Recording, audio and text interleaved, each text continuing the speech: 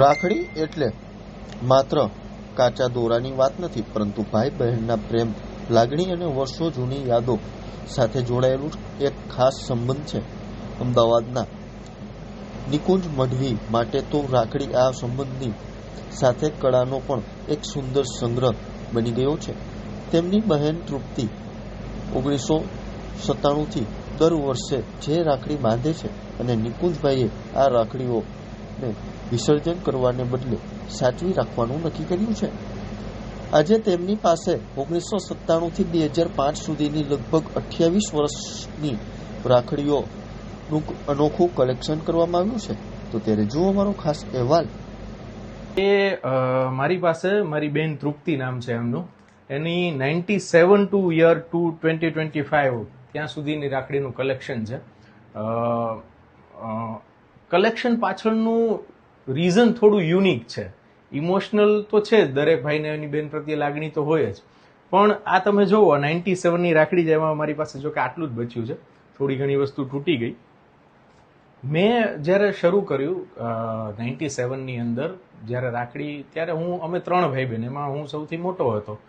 તો ત્યારે 10 વર્ષની ઉંમર હતી મારી, અને મને મમ્મી પપ્પા પૈસા આપે એટલે રાખડી લેવા હું જ જાતો. અને મને આર્ટ અને ડિઝાઇનમાં થોડોક વધારે ઇન્ટરેસ્ટ, એટલે હું રાખડીઓ ગોતું સારી, કે ક્યાંથી સારી મળે. વધારે પૈસા ઘટતા હોય તો થોડા ઘણા બીજા પોકેટ મનીમાંથી એડ કરીને આપણે થોડીક સારી રાખડી લઈએ. હવે આ રાખડી લઈએ, બાંધીએ એક દિવસ, અને એક દિવસ પછી પૂરો થાય કે 2 દિવસ પછી મેળા આવતા હોય, ત્યારે અમારા વાંકાનેરની અંદર શીતળા સાતમના મેળામાં ત્યાં એક કૂવો છે, ત્યાં એમ કે અહીંયા પધરાવી દે. હવે આપણો ડિઝાઇનર તરીકેનો થોડોક જીવ એવો કે એમ થાય કે આટલી બધી સારી વસ્તુ આટલી મહેનતથી પસંદ કરીને કૂવામાં પધરાવી દેવી, એટલે ન નાખતો હું. તો 1-2 વાર મારા ફઈબાએ એવું કીધું કે તું નથી નાખતો તો અપશકન થશે.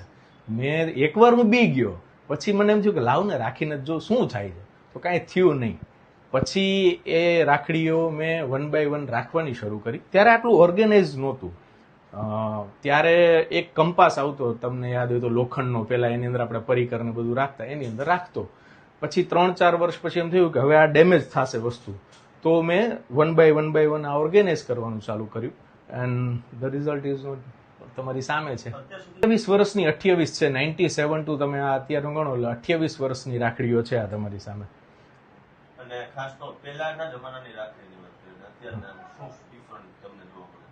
એક તો છે ને, છેલ્લા લગભગ 10 વર્ષથી આ જ ટાઈપની સિંગલ લિનિયર રાખડીઓ લોકો વધારે પ્રિફર કરે છે. હું કોઈ મેન્યુફેક્ચરરનો વાંક નથી કરતો, કદાચ લોકોનો ટેસ્ટ જ એવો હોય. પણ હું તમને એક વસ્તુ બતાવું. આ યર 2000ની રાખડી છે. જો તમે નજીકથી આને જોઈ શકો ને, તો પછી કેમેરામાં તમે બતાવો તો આટલી ઝીણી વસ્તુની અંદર જે ડિટેલ વર્ક કરેલું છે. આ રાખડીની કિંમત મને હજી યાદ છે સાહેબ, 2000માં 20 રૂપિયાની લીધી હતી મેં. હું કિંમત ઉપર નથી જવા માંગતો, પણ આજે આ રીતનું વર્ક ઝીણું એ રાખડીઓમાં બહુ ઓછું જોવા મળે છે. મે બી કદાચ લોકોની ચોઇસીસ હવે નહીં હોય, આઈ કેન અન્ડરસ્ટેન્ડ, બટ આવું હવે ઓછું જોવા મળે છે. અને રાખડી ઇમોશન આરે તો કનેક્ટ છે જ, બટ એટ ધ એન્ડ એની સાથે બહુ એક આર્ટ જો ધ્યાનથી જુઓ તો તમને જોવા મળે. રુદ્રાક્ષથી માંડીને ઓમ સુધી, હવે તો સિલ્વરથી માંડીને ફોટોગ્રાફ સુધી રાખડીઓમાં આવે છે. તો એની એક વેરાયટી છે. તમે દરેક અલગ માણસના હાથના, દરેક અલગ માણસના કાંડામાં અલગ વસ્તુ જોતા હો છો.